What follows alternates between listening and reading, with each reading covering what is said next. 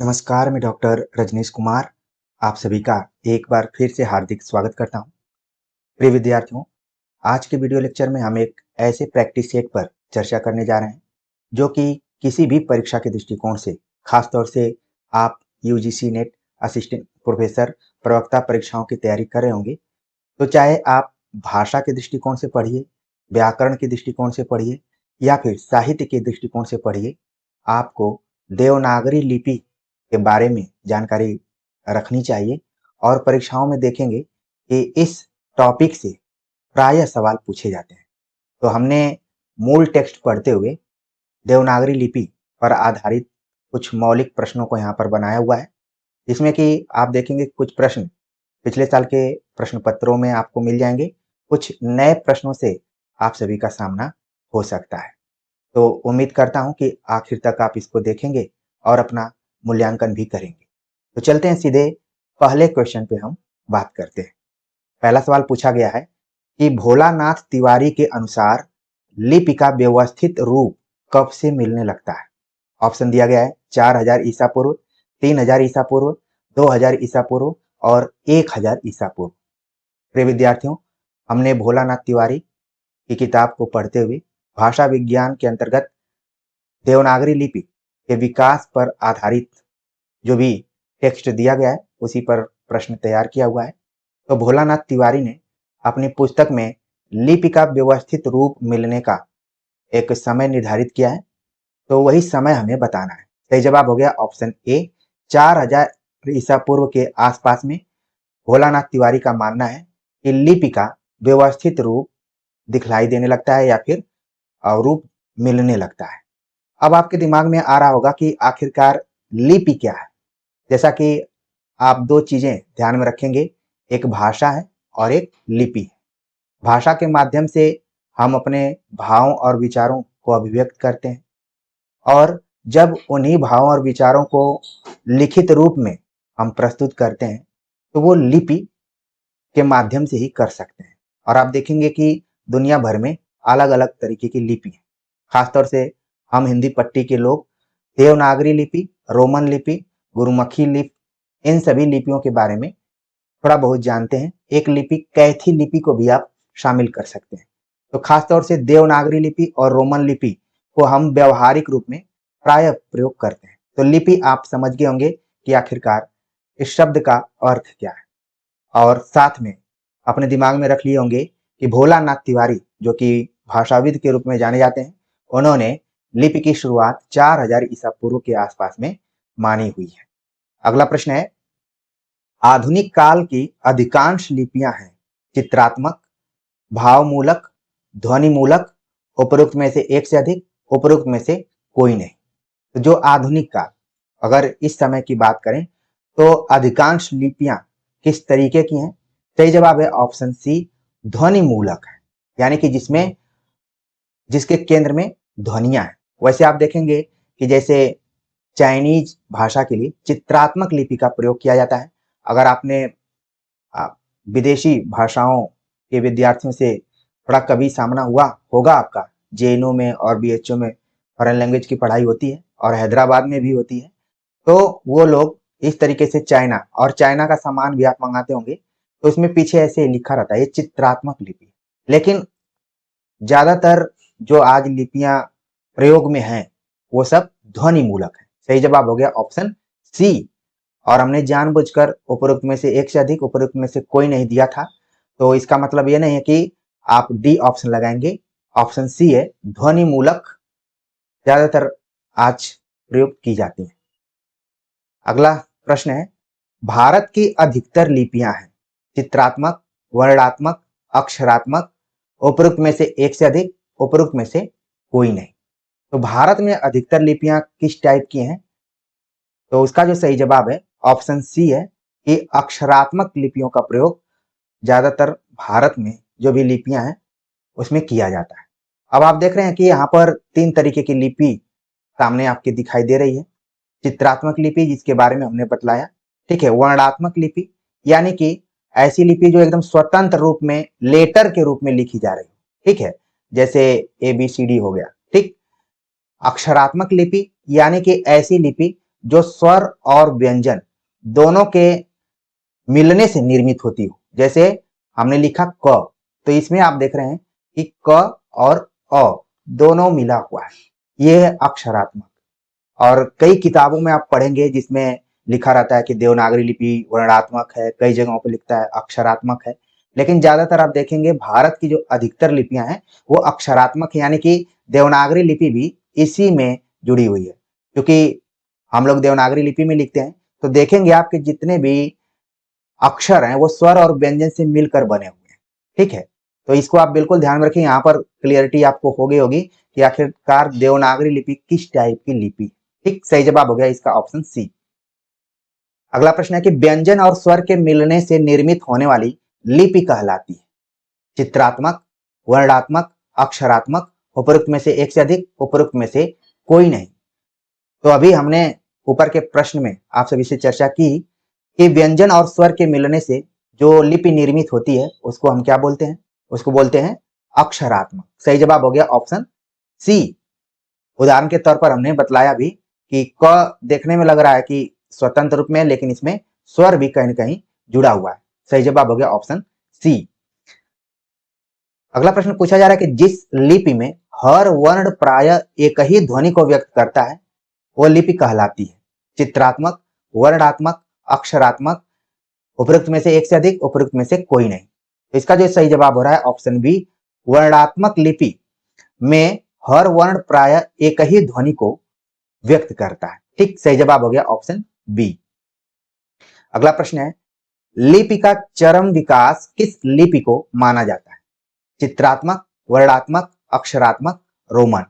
तो जब भी लिपियों के विकास की हम बात करेंगे तो कौन सी ऐसी लिपि है जिसका कि विकास चरम रूप में माना जा सकता है, तो इसका जो यहाँ पर सही जवाब है ऑप्शन बी, वर्णात्मक लिपि को हम लिपि का चरम विकास के रूप में मान सकते हैं। सही जवाब हो गया ऑप्शन बी। अगला प्रश्न है सिंधु घाटी की लिपि की उत्पत्ति के संदर्भ में कौन सा मत नहीं है द्रविड़ उत्पत्ति, सुमेरी उत्पत्ति, आर्य या असुर उत्पत्ति, भारतीय आर्य भाषा उत्पत्ति। तो सिंधु घाटी की लिपि उत्पत्ति के संदर्भ में कुल 3 मत दिए गए। ऊपर के जो तीनों मत हैं द्रविड़, सुमेरी, आर्य, ये सब सिंधु घाटी की लिपि उत्पत्ति के संदर्भ में अलग अलग भाषाविदों के मत हैं। जो ऑप्शन डी है भारतीय आर्य भाषा उत्पत्ति, ये इन मतों में शामिल नहीं है। तो प्रश्न के अनुसार सही जवाब हो गया ऑप्शन डी। अगला प्रश्न है ब्राह्मी लिपि के प्राचीनतम नमूने मिलते हैं। ब्राह्मी लिपि, जब आप लिपियों के विकास को देखेंगे तो खरोष्टी, ब्राह्मी और आगे चलकर कई लिपियां हैं जो कि प्रश्नों में हम आगे डिस्कस करेंगे। उसमें से एक लिपि है ब्राह्मी लिपि। ब्राह्मी लिपि के प्राचीनतम नमूने मिलते हैं बस्ती पिपराला, अजमेर वडली, गाजीपुर भीतरी, उपरोक्त में से एक से अधिक, उपरोक्त में से कोई नहीं। जगहों का नाम दिया गया है कि ब्राह्मी लिपि के प्राचीनतम नमूने को खोजने का प्रयास आर्कियोलॉजी के हिसाब से किया गया कि आखिरकार ये लिपि सबसे पहले कहां पर प्रयुक्त की जा रही थी। तो 2 जगहें मिली हुई हैं। सही जवाब तो है ऑप्शन डी। 2 जगहें कहां कहां मिली हुई हैं, एक तो बस्ती में और दूसरा अजमेर में। ठीक है, तो इन दोनों को भी आप अपने नोटबुक में याद करके रखिए। ठीक है, सही जवाब प्रश्न के अनुसार तो उपरोक्त में से एक से अधिक है। ठीक है, उसमें गाजीपुर जो भीतरी दिया गया है ये ऑप्शन बिल्कुल गलत है। बस विकल्पों को पूरा करने के लिए और लगाव की वजह से हमने विकल्प में रखा हुआ है और खास कारण की है। तो सही जवाब क्या हो गया ऑप्शन डी हो गया कि ब्राह्मी लिपि के प्राचीनतम नमूने अगर आप खोजेंगे या फिर जो भी मिले हुए हैं तो वो बस्ती अजमेर में मिले हैं। ठीक, ब्राह्मी लिपि के नमूने मिलने लगते हैं। कब से नमूने मिलते हैं ब्राह्मी लिपि के? ऑप्शन दिया गया है 5वीं सदी ईसा पूर्व, 6ठी सदी ईसा पूर्व, 7वीं सदी ईसा पूर्व, 8वीं सदी ईसा पूर्व। तो कब से मिलने लगे हैं ब्राह्मी लिपि के नमूने? सही जवाब हो गया ऑप्शन ए, 5वीं सदी ईसा पूर्व के आसपास में ब्राह्मी लिपि के नमूने मिलने लगते हैं।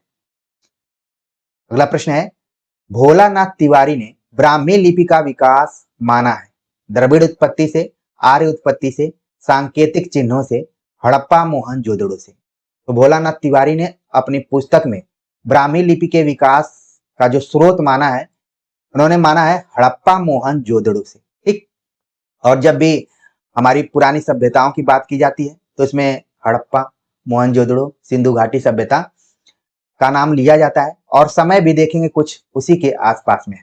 तो भोलानाथ तिवारी को खास यहाँ पर संदर्भित करते हुए प्रश्न पूछा गया है, आप जरूर ध्यान में रखिए। अगला प्रश्न है कि ब्राह्मी लिपि का प्रयोग कब तक होता रहा। विकास तो हमने बतलाया कि 5वीं सदी के ईसा पूर्व के आसपास में, लेकिन इसका प्रयोग कब तक होता रहा। इसका प्रयोग कब तक होता रहा, ऑप्शन दिया गया है 250 ईस्वी तक, 350 ईस्वी तक, 450 ईस्वी तक या फिर 550 ईस्वी तक। तो ब्राह्मी लिपि का प्रयोग लगभग 350 ईस्वी तक किया जाता रहा। ठीक, 350।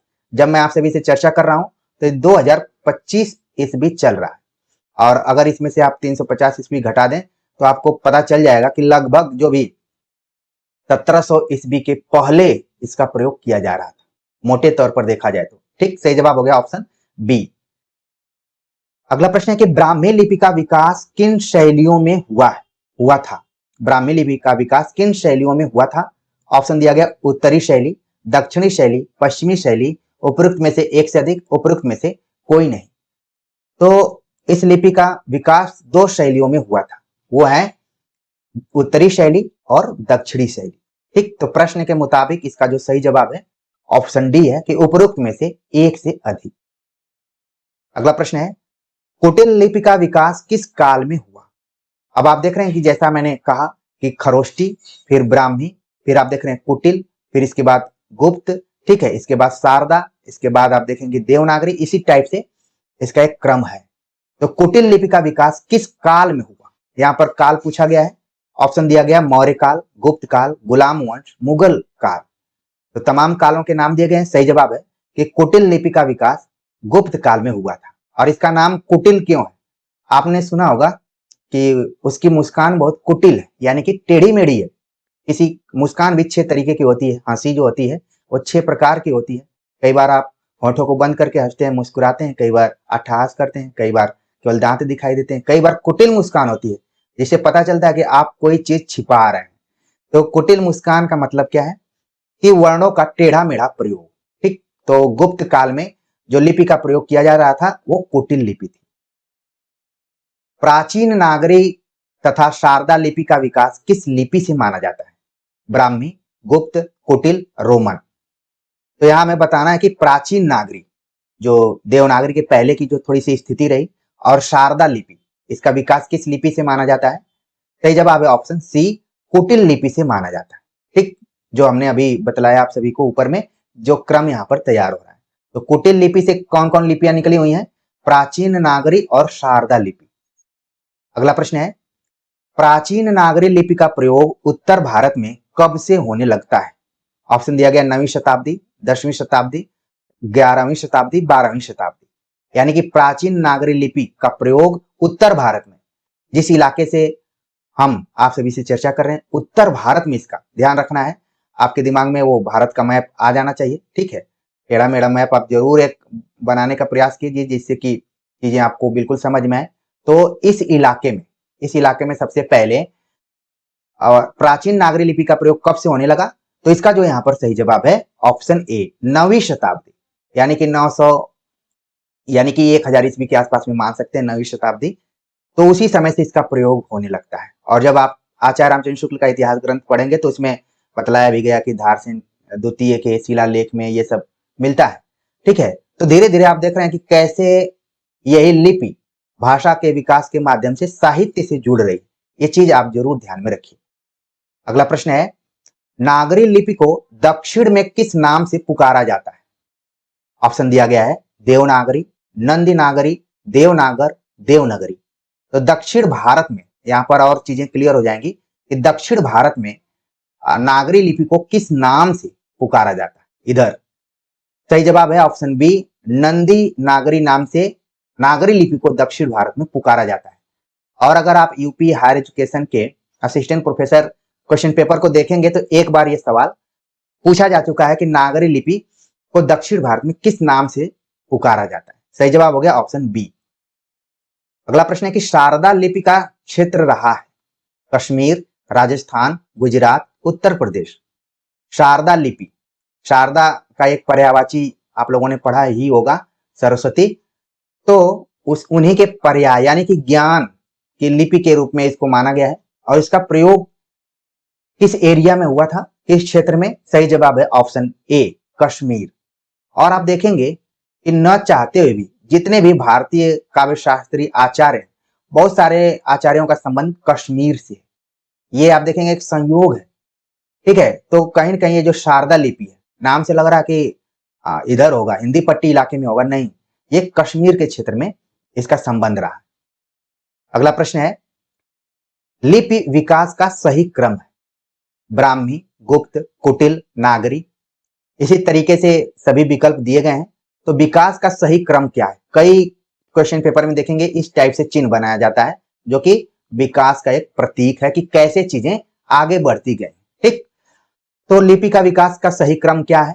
सही जवाब है ऑप्शन ए, ब्राह्मी लिपि, गुप्त लिपि, कुटिल लिपि, फिर नागरी लिपि। इस तरीके से इसका विकास हुआ, ठीक। ये क्वेश्चन बड़ा इंपॉर्टेंट तरीके का, इसको आप नोट कर सकते हैं। अगला प्रश्न है, नागरी लिपि का विकास ब्राह्मी लिपि की किस शैली में या किस शैली से हुआ था? नागरी लिपि का विकास ब्राह्मी लिपि की किस शैली से हुआ था? ऑप्शन दिया गया उत्तरी, दक्षिणी, पश्चिमी, पूर्वी। और ये क्वेश्चन डीएसएसबी के एग्जाम में एक बार पूछा जा चुका है और इस परीक्षा में एज ए परीक्षार्थी मैं भी शामिल था और बाद में हमारा इस एग्जाम में चयन भी हुआ था पीजीटी डीएसएसबी की परीक्षा में। उसमें सवाल पूछा गया था, तभी से इसको याद करके मैं रखा हूं कि नॉर्मली हम तैयार करके रखते हैं कि ब्राह्मी लिपि से नागरी लिपि का विकास हुआ है, लेकिन किस शैली से हुआ है ये चीज आपको ध्यान में रखना है। सही जवाब हो गया उत्तरी शैली, ऑप्शन ए इसका सही जवाब है। अगला प्रश्न है, नागरी लिपि पर किस लिपि का प्रभाव नहीं दिखाई पड़ता है? कौन सी ऐसी लिपि है जिसका प्रभाव नागरी लिपि पर नहीं दिखाई पड़ता है? फारसी लिपि, मराठी लिपि, गुजराती लिपि, चित्र लिपि। ये क्वेश्चन आपके लिए यूनिक हो सकता है, बिल्कुल। तो सही जवाब है ऑप्शन डी, चित्र लिपि का असर या प्रभाव नागरी लिपि पर नहीं है, बाकियों का है। जैसे हम क लिखते हैं, ठीक है, जैसे अभी एक वर्ण मराठी लिपि का भी शामिल हुआ है, इसलिए वर्णों की संख्या 53 हो गई है। इसको लेकर विद्यार्थी हमेशा कमेंट करते रहते हैं कि आप 52 बता रहे हैं, 53 हो गई है, मैं फला जगह पढ़ा हूँ, फला जगह पढ़ा हूँ। तो ये पहले भी आता रहा है, कभी कभी आता है, कभी कभी इसको माइनस कर दिया जाता है, फिलहाल अभी जोड़ा गया है। अब जोड़ने का क्या सामाजिक, राजनीतिक और भाषिक कारण है इसका मुझे पता नहीं है, ठीक है। तो दोनों चीजों को आप ध्यान में रखिए। पुराने पैटर्न पर अगर आ जाए तो भी आप ध्यान में रखिए कि 52 थे, नए पर पूछने का ढंग अगर बदला हुआ है कि वर्तमान में कुल कितनी संख्या है तो 53 आप बतलाइए। गुजराती में एक खास विशेषता है कि जैसे हम हिंदी में लिखते हैं तो शिरो रेखा देते हैं, लेकिन गुजराती में शिरो रेखा नहीं है। इसलिए कई बार देखेंगे कि बहुत सारे बच्चे शिरो रेखा नहीं देते हैं, ऐसे अपना अपना नाम लिख देते हैं और इसी को मानते हैं कि हमारी राइटिंग बहुत अच्छी, ठीक है। लेकिन अगर देवनागरी लिपि लिखते हैं तो उसमें आपको थोड़ा सा शिरो रेखा देना पड़ेगा। ये भी सवाल पूछा जाता है कि शिरो रेखा किस लिपि की खास विशेषता है। मुझे जहां तक याद आ रहा कि अभी जो हाल फिलहाल में यूपी हायर एजुकेशन एग्जाम हुआ था, ये सवाल शायद पूछा गया था शिरो रेखा से रिलेटेड। तो वो हो गया गुजराती का असर है कि बिना शिरो रेखा का प्रयोग। थोड़ा थोड़ा इन सभी तीनों लिपियों का देवनागरी लिपि पर क्या है, प्रभाव, ठीक। चित्र लिपि का प्रभाव नहीं है। सही जवाब हो गया ऑप्शन डी। अगला प्रश्न है कि नागरी लिपि शिरो रेखा के बिना लिखना किस लिपि का प्रभाव है? अभी हमने डिस्कस किया, विकल्पों को पढ़ने की जरूरत ही नहीं है। सही जवाब हो गया ऑप्शन सी, गुजराती लिपि के प्रभाव के कारण कई बार जब हम नागरी लिपि में लिखते हैं तो शिरो रेखा का इस्तेमाल नहीं करते, उसका प्रयोग नहीं करते। अगला प्रश्न है, नागरी लिपि में सुधार का पहला प्रयास किसने किया? नागरी लिपि को वैज्ञानिक लिपि माना जाता है, लेकिन उसमें कई खामियां भी हैं, ठीक है। तो गुण और दोष पर हम अध्ययन करते हैं। इसके सुधार हेतु बहुत बार लोगों ने प्रयास किया है, उसमें आपको बतलाना है कि पहला प्रयास किसने किया। ऑप्शन दिया गया महादेव गोविंद रानाडे, सावरकर, विनोबा भावे, काका कालेलकर। एक चीज आपको ध्यान में रखना है कि विकल्पों में जितने भी नाम दिए गए हैं सभी ने सुधार हेतु कोई प्रयास किया है। पहला प्रयास किया महादेव गोविंद रानाडे, जो कि बंबई महाराष्ट्र के थे, वहां से इन्होंने प्रयास किया था।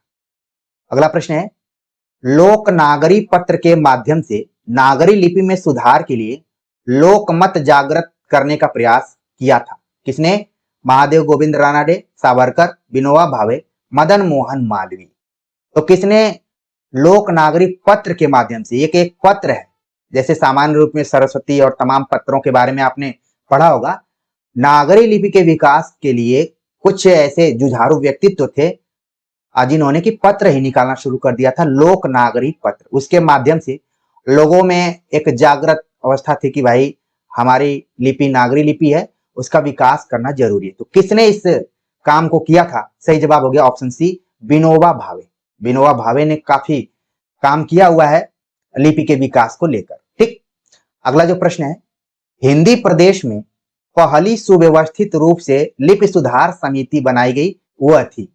यानी अगर हम हिंदी पट्टी की बात करें, हिंदी क्षेत्र की बात करें, तो पहली सुव्यवस्थित रूप में लिपि सुधार समिति बनाई गई थी। किसने बनाया था? यहाँ पर बहुत सारी संस्थाओं का नाम दिया गया है। महाराष्ट्र साहित्य परिषद पुणे, हिंदी साहित्य सम्मेलन प्रयाग, नागरी प्रचारणी सभा काशी, उत्तर प्रदेश सरकार लिपि सुधार समिति। ऑप्शन को हमने काफी क्लोज रखा हुआ है और आपको एक क्वेश्चन अच्छा भी लगा होगा। सही जवाब है ऑप्शन बी, हिंदी साहित्य सम्मेलन प्रयाग ने, जिसकी की स्थापना 1910 में हुई थी, पहली बार लिपि सुधार समिति व्यवस्थित रूप में बनाया गया हिंदी पट्टी में। और आप जानते ही हैं कि राजर्षि टंडन, पुरुषोत्तम दास टंडन, ये जो नाम है, इनको प्रहरी भी कहा जाता है। ठीक है, काफी लोगों ने काम किया, इसी से जुड़े हुए थे मदन मोहन मालवीय इत्यादि भी, जिन्होंने की बहुत सारा सिग्नेचर करवाया, लगभग 60,000। उस जमाने में जब फेसबुक, व्हाट्सएप, इंस्टाग्राम और तमाम सोशल मीडिया नहीं थे, घूम घूम कर लोगों से सिग्नेचर करवाए थे, 60,000 सिग्नेचर करवाए थे। ठीक है, तो हिंदी साहित्य सम्मेलन प्रयाग ने इस काम को सबसे पहले किया था। अगला प्रश्न है कि प्रति देवनागरी लिपि नामक एक नई लिपि का प्रस्ताव किसने रखा था? एक तरफ देवनागरी लिपि चल रही थी, लेकिन उसी के समानांतर एक नई लिपि का प्रस्ताव एक व्यक्ति ने रखा था। वो कौन है? ऑप्शन दिया गया महादेव गोविंद रानाडे, सावरकर, विनोबा भावे और श्रीनिवास। तो इसमें जो इसका सही जवाब है ऑप्शन डी है कि श्रीनिवास नाम के एक व्यक्ति थे, जिन्होंने कहा कि देवनागरी लिपि के साथ अगर कोई और समानांतर लिपि का प्रयोग किया जाए तो कितना सही रहेगा। हालांकि ये सभी बातें बाद में नहीं मानी गई, थोड़ा बहुत उसमें सुधार किया गया। जैसे आप लगातार देख रहे हैं कि हिंदी को सरल बनाने का प्रयास किया जा रहा है। जैसे पहले हम लोग गंगा पढ़ते थे तो ऐसे लिखा रहता था, ठीक है, जैसे पहले पंच ऐसे लिखा रहता था, अब तो ऐसे भी लिख दिया जाता है। तो ये चीजें हैं, तो ये सुधार के माध्यम से ही हुआ है। अगला प्रश्न है कि उत्तर प्रदेश सरकार ने आचार्य नरेंद्र देव की अध्यक्षता में देवनागरी लिपि सुधार समिति का गठन किया था। कब? लगातार जितने भी इसमें वर्ष दिए गए हैं, किसी सभी वर्ष में कोई न कोई समिति का गठन किया गया था। लेकिन आप सभी को बतलाना है, जो कि बहुत चर्चित क्वेश्चन है, सवाल पूछा जाता रहा है, उत्तर प्रदेश सरकार ने आचार्य नरेंद्र देव की अध्यक्षता में देवनागरी लिपि सुधार समिति का गठन किया था। कब किया था? सही जवाब हो गया ऑप्शन सी, 1947 ईस्वी में।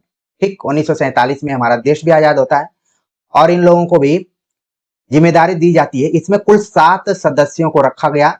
एक तो हो गए आचार्य नरेंद्र देव, दूसरे व्यक्ति का नाम है धीरेन्द्र वर्मा। ठीक है, आपने इनकी भी भाषा विज्ञान किताब पढ़ी होगी। एक व्यक्ति का नाम आपने मंगल देव शास्त्री। कई बार इनकी भाषा विज्ञान की जो भी परिभाषाएं होती हैं, अब वो परीक्षाओं में पूछी जाती रही है। मंगल देव शास्त्री, धीरेन्द्र वर्मा की परिभाषाओं को बिल्कुल ध्यान में रखिए। तो ये मुख्य रूप से 3 व्यक्ति थे और भी 4 लोग, कुल मिला के 7 सदस्यीय कमेटी गठित की गई थी। अगला प्रश्न है कि उत्तर प्रदेश सरकार ने आचार्य नरेंद्र देव की अध्यक्षता में देवनागरी लिपि सुधार समिति का गठन किया था, उसमें कुल कितने सदस्य थे? तो इसकी चर्चा हमने पिछले प्रश्न में कर ली है। सही जवाब है ऑप्शन सी, 7 सदस्यीय समिति थी। ठीक, अगला प्रश्न है कि निम्नलिखित में से किसकी अध्यक्षता में बंबई सरकार ने मराठी तथा गुजराती लिपियों में सुधार हेतु एक लिपि सुधार समिति बनाई थी? महादेव गोविंद रानाडे, सावरकर, विनोबा भावे, काका कालेलकर। तो किसकी अध्यक्षता में? हमें बतलाना है कि बंबई सरकार में, उत्तर प्रदेश सरकार नहीं। उस जमाने में बंबई सरकार शायद हुआ करती थी, बाद में शायद महाराष्ट्र ये हुआ होगा। तो बंबई सरकार ने मराठी और गुजराती लिपियों में, कई बार मराठी गुजराती में होता ही है, तो इन 2 खास लिपियों, मराठी वैसे देखेंगे देवनागरी में ही लिखी जाती है, गुजराती का भी मिलता जुलता है, बस उसमें शिरोरेखा नहीं। ये सारी अंतर आप ध्यान में रखिए। तो कौन व्यक्ति थे? सही जवाब है ऑप्शन डी, काका कालेलकर की अध्यक्षता में इस समिति का गठन किया गया था। अगला प्रश्न है कि 1953 में नागरिक प्रचारणी सभा काशी के अनुरोध पर उत्तर प्रदेशीय सरकार ने एक लिपि सुधार परिषद बनाई जिसके अध्यक्ष थे। 1953 में काशी नागरिक प्रचारणी सभा, जबकि ये कब स्थापित हो गई थी, ये सारी चीजें आप आचार्य रामचंद्र शुक्ल कृत हिंदी साहित्य का इतिहास पढ़ते हुए पढ़ चुके होंगे या फिर तैयारी के दौरान आपने पढ़ा होगा। तो 1953 में इस सभा के अनुरोध पर उत्तर प्रदेश सरकार ने एक लिपि सुधार परिषद का गठन किया। उसके अध्यक्ष कौन थे? ऑप्शन दिया गया विनोबा भावे, काका कालेलकर, आचार्य नरेंद्र और राधा कृष्णन। सही जवाब है ऑप्शन डी, सर्वपल्ली राधाकृष्णन, जो उस समय उपराष्ट्रपति इत्यादि थे और शिक्षाविद थे। तो उनकी अध्यक्षता में एक कमेटी का गठन किया गया था उत्तर प्रदेश सरकार द्वारा। और आपको जोड़ना है कि जो यूजीसी नेट की आप तैयारी करते हैं, उस जमाने में भी राधाकृष्णन का ही योगदान था विश्वविद्यालय अनुदान आयोग गठन करने का। तो ये दौर वही चल रहा है, एक तरफ लिपि, एक तरफ भाषा के स्थायित्व को लेकर तमाम आंदोलन चल रहे हैं, सारी चीजें एक ही साथ चल रही हैं। को रिलेट करके जोड़कर देखिए तो आपको पूरा इतिहास समझ में आ जाएगा। अगला प्रश्न है कि 1953 में नागरिक प्रचारणी सभा काशी के अनुरोध पर उत्तर प्रदेश सरकार ने एक लिपि सुधार परिषद बनाई थी। इसकी बैठक कहां पर हुई थी? ऑप्शन दिया गया काशी, प्रयाग, लखनऊ, गाजीपुर। तो कहां पर हुई थी? लगेगा कि इसका उत्तर काशी होगा, लेकिन इसका उत्तर काशी बिल्कुल नहीं है। सही जवाब है ऑप्शन सी, लखनऊ में यह बैठक हुई थी। ठीक है, तो इस तरीके से देवनागरी लिपि के विकास के आधार पर हमने 30 महत्वपूर्ण प्रश्नों पर आप सभी से चर्चा की। इस उम्मीद से चर्चा की है कि अगर बदलते हुए पैटर्न पर नए प्रश्नों के आधार पर सवाल पूछे जाएंगे और इसी बहाने आपने देवनागरी लिपि के बारे में मोटे तौर पर जानकारी हासिल कर ली होंगे कि हाँ, देवनागरी लिपि का विकास कैसे हुआ और लिपि आखिरकार क्या है। तो आज के प्रैक्टिस सेट को लेकर आप सभी के कमेंट आमंत्रित रहेंगे और हम इंतजार भी करेंगे। और ये ऐसा टॉपिक था कि पाठ्यक्रम में रहे न रहे सवाल पूछे जाते हैं, घुमाकर पूछ दिए जाते हैं, क्योंकि भाषा, लिपि और साहित्य का आपस में बहुत ही गहरा संबंध है। तो मिलते हैं एक नए टॉपिक के साथ, तब तक के लिए नमस्कार।